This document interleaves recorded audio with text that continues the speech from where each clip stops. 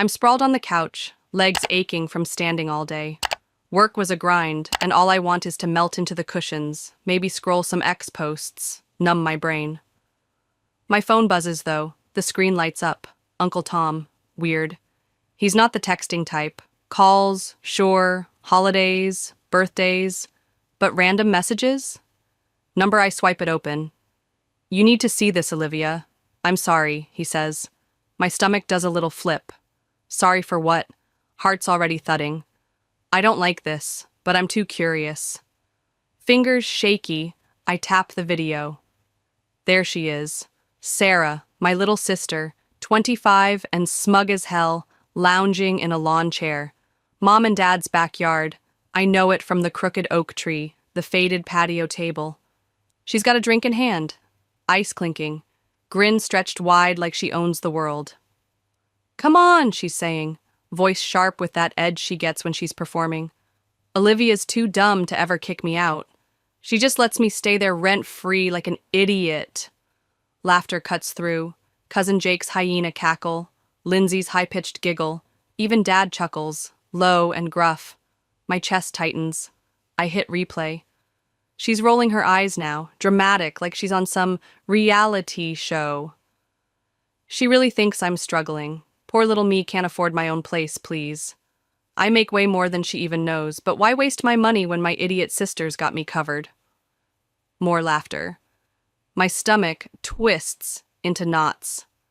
I'm gripping the phone so hard my knuckles go white. 3 years. 3 damn years she's been crashing in my house, my space.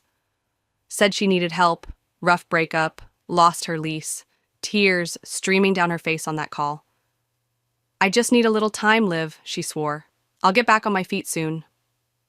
And I bought it, opened my doors, no rent, no bills, just a roof over her head while she figured it out.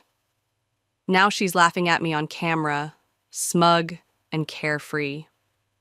I hit replay again.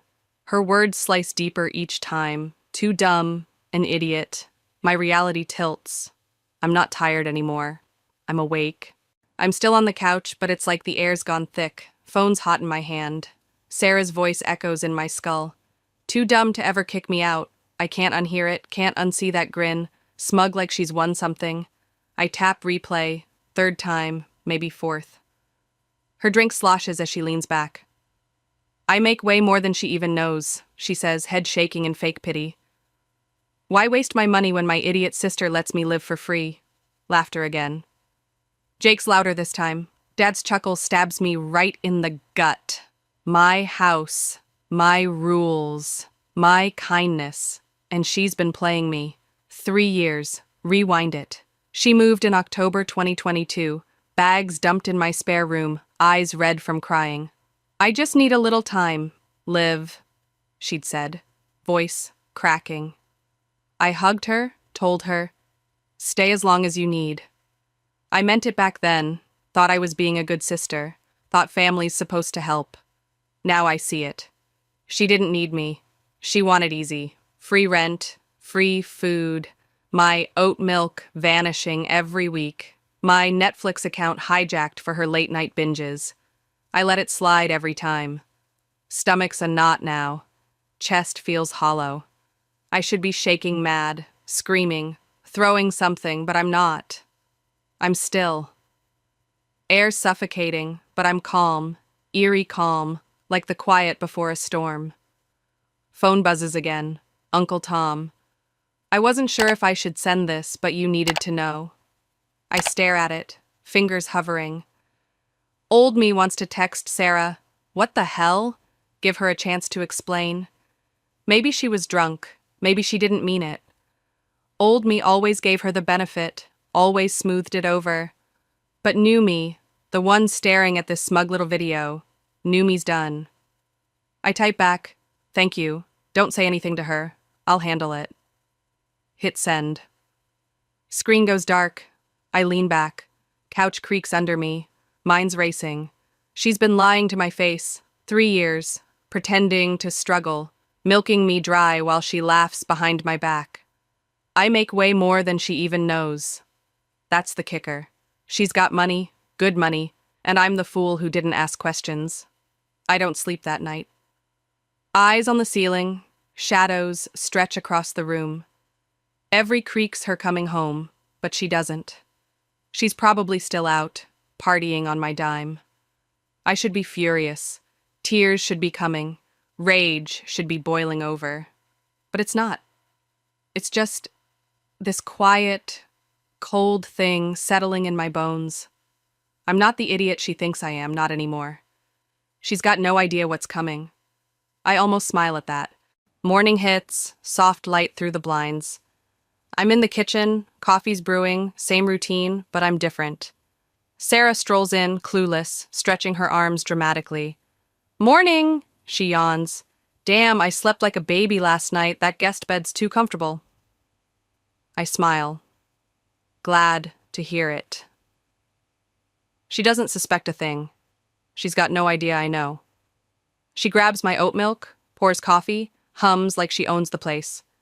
3 years of this, her taking, me giving, no questions, no pushback. I sip my coffee slow, watching her. "So, what's your plan this month?" I ask, casual, like it's nothing.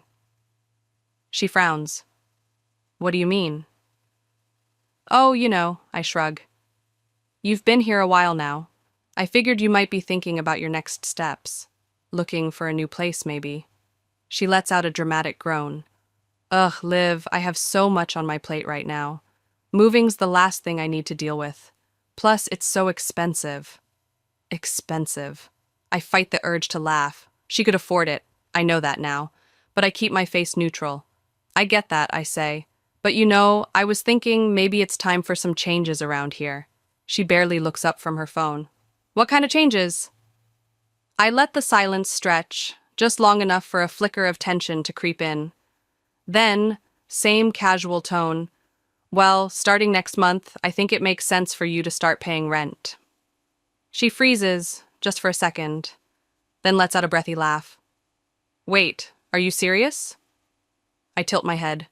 "Yeah, I mean, you've been here 3 years, Sarah, rent-free. I figured it was time." She scoffs. "Come on, Liv, we're family. You really expect me to pay rent?" I hold my coffee cup just beneath my lips, watching her. "Yes." The word lands sharp. She leans back, face twisting between amusement and disbelief. "Wow, okay. I mean, I just wasn't expecting you to pull something like this." Something like this. I've let her stay here out of kindness, out of love, and she's laughed at me for it. Now she's acting like I'm the bad guy. I force a light chuckle. "It's not really a big deal, Sarah. Just basic rent, nothing crazy. I thought maybe $1,200 a month would be fair." She's got no clue what's coming. Sarah's jaw drops, coffee cup hovering midair. $1,200? That's insane, she says, voice pitching up like I've just asked for her kidney. I raise an eyebrow, leaning against the counter. "Not really. It's actually below market rate for this area. You're getting a steal, honestly." She slams her cup down, liquid sloshing over the rim. "Are you seriously doing this to me after everything?" she snaps, eyes narrowing. I rinse my mug in the sink, calm as ever. "Everything?" "I've let you live here 3 years, Sarah. No rent, no bills. I figured it's time you chipped in." She scoffs, crossing her arms. "We're family, Liv. You really expect me to pay rent like some random tenant?" I turn to face her, drying my hands on a towel. "Yes." The word hangs there, sharp and final. She leans back in her chair, disbelief twisting her face into something almost comical. "Wow, okay. I mean, I just wasn't expecting you to pull something like this." Something like this. Like I'm the one being unreasonable. I've given her a free ride out of kindness, out of love, and she's laughed at me behind my back, called me a fool.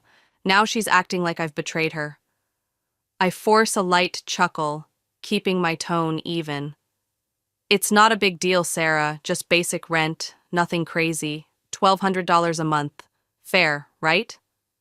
She shakes her head, setting her coffee down with a sharp clink. "Fair? Are you kidding me? I can't believe you're hitting me with this now." Her voice rises, but I don't flinch. I've seen the video, heard her bragging. I know she can afford it. I'm not hitting you with anything, I say, folding the towel neatly. I'm just asking for what's reasonable. You've got a job. You've been here long enough.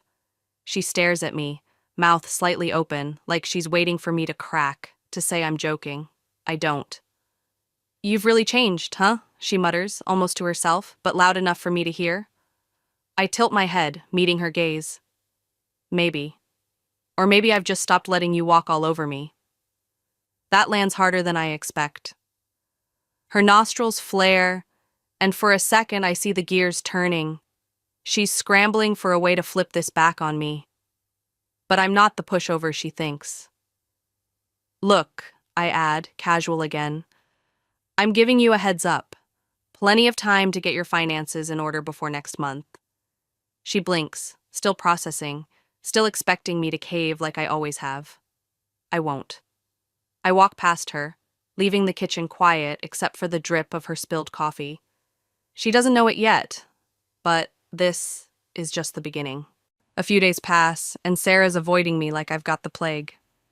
Normally, she's all over the house, sprawled on my couch, blasting Netflix, leaving dishes for me to clean. But now she's scarce, slipping in and out like a ghost. I feel her anger simmering, radiating off her in clipped hellos and slammed doors. She's not used to this, not used to me saying no. I've been too soft for too long, and one little shift has her cracking. Good. Let her feel it. Friday night, I'm curled up in the living room with a book when she storms in. No warning, just raw irritation. So, she says, crossing her arms, are you really serious about this rent thing? I look up, unfazed, setting my book down. Yeah, why wouldn't I be? She scoffs, pacing back and forth like a caged animal. I just don't get why you're doing this now after 3 years. It makes no sense. I lean back, meeting her gaze. It makes perfect sense, Sarah. You have a job. You make good money. There's no reason you shouldn't be contributing. Her lips curl, frustration bubbling over. We're family, Liv. Family helps each other. You're really going to treat me like some random tenant. I don't flinch. You're living here like a tenant. Why shouldn't you pay like one? Her nostrils flare again, and I can see her grasping for control. Then, like clockwork, she switches tactics. She sighs, dramatic and heavy, softening her voice. Look, I know I joke around a lot. Maybe I don't always show it, but I appreciate you, okay? I've just been going through a lot. Classic Sarah, the guilt trip. I tilt my head, playing along. A lot? She nods, rubbing her temples like the world's weighing her down. Yeah, work stress, personal stuff, life. I don't talk about it much because I don't want to burden you. I let that sit for a moment, then say, So, you have the money then? She blinks, caught off guard. What? You said it's life stress, not financial, I point out, voice light. So, paying rent shouldn't be an issue, right? Her face twitches, just for a second, before she masks it. I mean, technically, yeah, I could pay it, she admits, waving a hand. But why should I? You don't even need the money, Liv. There it is. She doesn't think she owes me anything. I smile, slow and amused. It's not about whether I need it, Sarah. It's about fairness. She rolls her eyes, bitter laugh escaping. Oh my God, fairness? Are you serious right now? I nod, calm as ever. Dead serious. She's not winning this one, and she knows it. The first of the month rolls in quiet, but Sarah doesn't. She stomps into the kitchen that morning, acting like nothing's changed, pouring coffee, grabbing one of my protein bars, flopping onto the couch with her phone.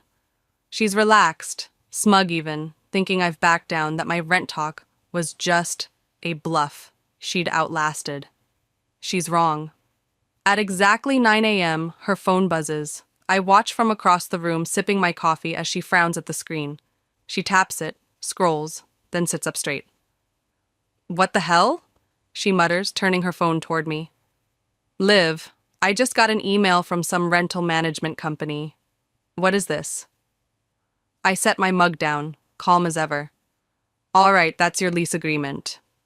Her mouth falls open. My what? Lease agreement, I repeat, like it's the most normal thing in the world. Since you said you weren't paying rent, I decided to formalize everything. That emails your rental contract with the property management company I hired? She blinks, scrolling frantically. This says my first rent payment's due today, I nod, leaning back. That's right, I figured I'd make it official. She lets out a sharp, bitter laugh. Oh my God, you're insane. I raise an eyebrow, unfazed. No, Sarah, I'm just done being taken advantage of. Her laughter fades, and I see the cracks forming, confidence slipping, mind racing for an out. She flips tactics, softening her voice, pressing a hand to her chest like I've wounded her. Liv, come on, you're my sister. I thought we were supposed to support each other. I don't budge. We are, and for 3 years I supported you completely, without asking for a thing in return. She swallows hard, eyes darting. But I wasn't expecting this. You never gave me a warning. I let out a small laugh. I gave you a full month's notice, Sarah. That's more than fair. Her face twists, anger flaring again. I don't have the money for this right now. I tilt my head, watching her squirm. That's interesting, because last week I heard you on the phone, bragging about buying VIP tickets to that music festival next month. Her mouth snaps shut, color draining from her face. Gotcha. I lean forward slightly. So, you have the money. You just don't want to pay me, she stammers. That's not... I hold up a hand, cutting her off. Look, Sarah, you've got 2 options. You can sign the lease and start paying rent like a normal adult, or you can move out. Simple. Her jaw tightens, seething now, but she knows I mean it. And if I don't do either? She hisses, testing me. I smile, calm and steady. Then, as per the lease terms, you'll get a 14-day notice to vacate. And if you still don't leave, well, I'll have to file for eviction. Her eyes go wide. Eviction? She spits, like the word's an insult. You'd actually do that to me? I would, I say simply, because you did this to yourself. She jumps up, pacing, muttering, I cannot believe you're doing this. I pick up my coffee again, voice cheerful. Believe it. Oh, and if you don't pay by end of day, that 14-day notice hits tomorrow morning. She's got nowhere to run now. Sarah doesn't come home that night, or the next, or the one after that. It's her style. Run away, dodge the mess, hope it fixes itself. I'm not surprised. She's always ducked responsibility, banking on me to clean it up. But I'm not her safety net anymore. I'm her landlord now, and I'm ready. 3 days later, it's late, almost midnight, when the front door creaks open. I'm on the couch, laptop glowing, pretending to work, but I'm waiting. She steps in, heels kicked off hard against the wall, hair messy like she hasn't slept. Her eyes lock on me, and I see it, fury, raw and unfiltered, simmering behind the exhaustion. She drops her purse on the counter with a thud. We need to talk, she says, voice tight. I close my laptop slow, leaning back. I'm listening. She folds her arms, glaring. You really filed the paperwork? I nod, calm as ever. Yes. She lets out a dry laugh, shaking her head. Jesus, Liv, you're seriously evicting me. I raise an eyebrow, meeting her gaze. No, Sarah, I gave you options. You just didn't like them. She steps closer, frustration spilling over. I was gone for 3 days. You didn't even try to talk to me before doing this. I tilt my head, voice steady. Funny, I seem to remember you walking out mid-conversation. Her hands clench into fists. You don't get it. I was figuring things out. Figuring things out, I repeat, smirking. Like how to keep living here for free? She flushes red, opening her mouth to argue, but stops. She knows I've got her. Instead, she switches gears, softening her tone. eyes flickering with something like fear. Look, she says, quieter now. I messed up, okay? I shouldn't have said what I said. I was just venting. I didn't mean it. I don't flinch. Yes, you did. She hesitates, voice faltering. No, You called me an idiot, Sarah. I cut in, sharp but controlled. You laughed about how I was too dumb to kick you out. You bragged about playing me for a fool. She looks away, swallowing hard. I heard it, I continue. I watched you say it. So did Uncle Tom. Her head snaps up, eyes wide. You told him? I laugh, short and dry. He told me. Her mouth opens, but nothing comes out. She's caught, exposed, no lies left to spin. She exhales sharply, pacing again. Okay, I get it, I screwed up. I stay silent, watching her unravel. She stops, staring at me, desperation creeping in. I don't have anywhere to go, Liv. I don't break. I've saved her too many times. I pull up an email on my laptop, scrolling. Actually, I say, that's not true. She frowns. What? I took the liberty of looking into some affordable apartments nearby, I explain, clicking a listing. 3 places within 10 miles, all in your budget. I even talked to a landlord. He'll waive the security deposit if you apply this week. Her jaw tightens, anger flaring again. I can't believe you did that, I shrug. Why wouldn't I? You've got a job. You make good money, remember? She scoffs, shaking her head. You're actually enjoying this, aren't you? I meet her gaze, voice calm. No, Sarah, but I am done being used. She storms off, slamming her bedroom door. She's out of moves, and we both know it. Sarah's quiet the next day, no snarky jabs, no passive-aggressive sighs, just silence as she packs. I catch glimpses of her hauling boxes, stuffing clothes into a suitcase, but she barely looks at me. It's fine. She spent years treating me like a doormat, taking my kindness for granted. Now she's facing the consequences, and it's sinking in. That night, I find her in the living room, half-empty suitcase beside her, staring at nothing. She looks small, almost lost, no trace of the smug sister from the video. I hesitate, then sit across from her, the air heavy between us. Sarah, I say, breaking the silence. She glances up, eyes tired. What? I study her, the tension in her shoulders, the shadows under her eyes. I don't hate you, I say quietly. She snorts, shaking her head. Could have fooled me. I sigh, leaning forward. I just wish things had been different. She frowns, looking down at her hands.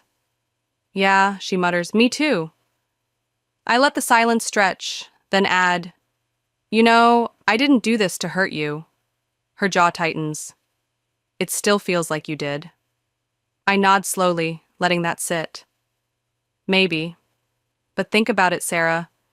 If I hadn't stopped this now, when would you have left? Would you have ever left? Her lips part, but no answer comes. She knows I'm right. She's been comfortable, coasting on my generosity, happy to let it go on forever. If Uncle Tom hadn't sent that video, I'd still be the fool in her game.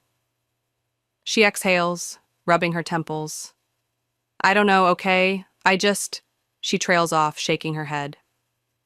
You're smart, Sarah, I say, voice steady. You're capable. You've had the means to take care of yourself for a long time. So why didn't you? She swallows, looking away. Because it was easy, she admits, barely audible. You always made it easy. I sit back, nodding. And that's exactly why I had to stop. She stares at me, a long moment passing, then lets out a quiet laugh. Guess I can't call you an idiot anymore. I smirk, a flicker of warmth breaking through. No, you can't. For the first time in years, we sit there, without manipulation, without lies. Just 2 sisters, raw and real. It's not perfect, but it's something. The next morning, she's gone. No dramatic exit, just a packed suitcase, a closed bedroom door, and a text an hour later. I'm out. Good luck, Liv. I stare at it, locking my phone. I'm not angry, not relieved, just done. The house feels lighter already, like it's mine again. She's on her own now, and maybe that's what she needed all along. A week later, the house is quiet. No slamming doors, no missing groceries, no Sarah sprawling across my space. It's just me, and the silence wraps around like a long overdue hug. I walk through the rooms, footsteps echoing, feeling the weight lift. For years, I let her take up my home, my peace, and I didn't even see it. Now, it's mine again. A knock at the door pulls me back. I open it to Uncle Tom, standing there with a knowing smile. Well, he says, hands in his pockets. How's it feel? I smile back. Peaceful. He chuckles, stepping inside. I bet. He glances around, nodding approval. Looks better already. I laugh, leaning against the counter. I think so, too. He turns to me, expression softening. I know that wasn't easy, kid, but you did the right thing. I sigh, folding my arms. Then why does it still feel weird? He tilts his head, wise eyes steady on mine. Because she's your sister. I nod, letting that sink in. Yeah, I say, voice quiet. She's my sister. He steps closer, resting a hand on my shoulder. But that doesn't mean she was good for you, and it damn sure doesn't mean you had to keep letting her use you. I look down, processing his words, then meet his gaze again. Do you think she'll be okay? He lets out a slow breath, shrugging. She'll have to be. He's right. Sarah's been forced to stand on her own, maybe for the first time ever. She can't lean on me anymore, and that's not my burden to carry. I gave her chances, kindness, options. She chose this. That night, I sit on the couch with a glass of wine, staring out the window at the quiet street beyond. The stillness feels new, unfamiliar, but good. For years, I gave and gave, got nothing but manipulation in return. Now, I'm free. I take a sip, smiling to myself. Sarah laughed about playing me for a fool, bragged about how dumb I was. She underestimated me, thought I'd never push back. Now she's learning the hard way. I'm not that sister anymore. The wine's smooth on my tongue, the house silent except for my breathing. Freedom settles in my bones, warm and steady.